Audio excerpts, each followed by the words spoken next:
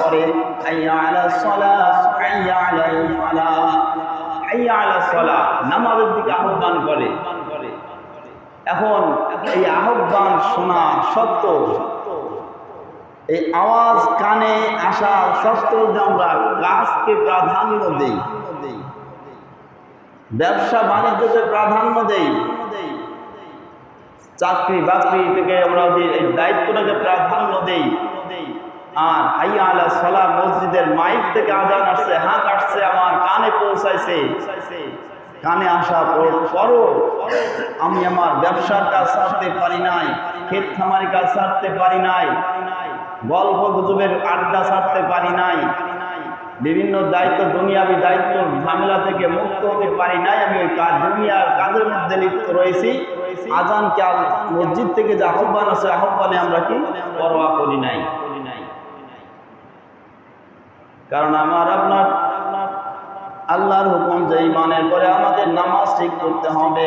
নামাজ যদি আমার ঠিক হয়ে যায়, আমার দোজাহানের শান্তির ফয়সালা হয়ে যাবে। এই নামাজের জন্য আমরা দুনিয়া অর্জন করতে গিয়ে নামাজকে আমরা একেবারে পিছে ফেলিয়ে দেই।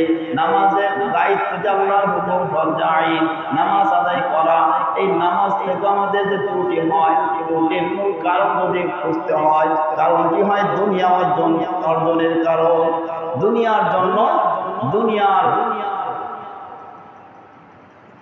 অর্থ, দুনিয়ার সম্পদ, দুনিয়ার ক্ষমতা অর্জনের জন্য এমন ব্যস্ততায় পড়ে যায় যে আল্লাহর হুকুম নামাজ পড়তে আমরা কি হয়ে যায়, আমাদের থেকে নামাজ ছুটে যায়।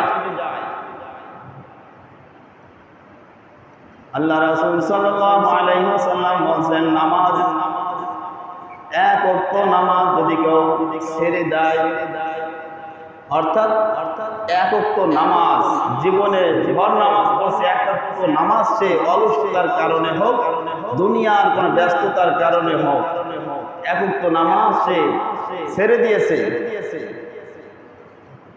তাহলে বলা হয়েছে এক ওয়াক্ত নামাজের জন্য 80 হুকবা তাকে জাহান্নামের আগুনে জ্বলতে হবে।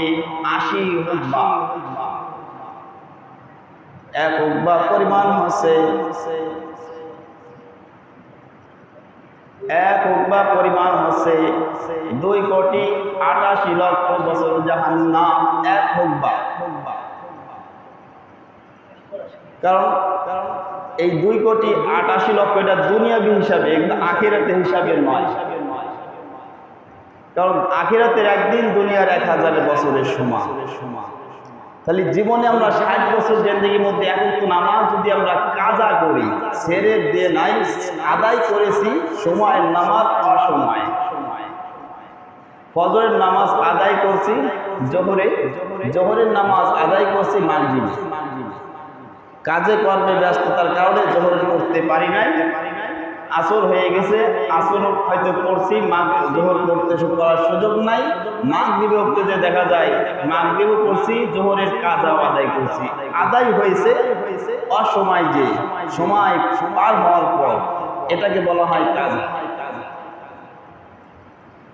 এক ওয়াক্ত নামাজ যখন সে কাজা করবে, সময়ের নামাজ অসময় গিয়ে আদায় করার কারণে এটাকে বলা হয় কাজা। এক ওয়াক্ত নামাজ যদি কাজা করে, তার 2,88,00,000 বছর জাহান্নামে সাজা ভুগতে হবে। আর যদি সে আদায় না করলো, যেটা ছুটে গেছে যাক, আদায় আর করে নাই, তাহলে 2,88,00,000 বছরকে 80 দিয়ে গুণ দিতে হবে। যত কোটি কোটি বছর হয়, তত কোটি বছর এক ওয়াক্ত নামাজের জন্য সাজা ভোগ করতে হবে।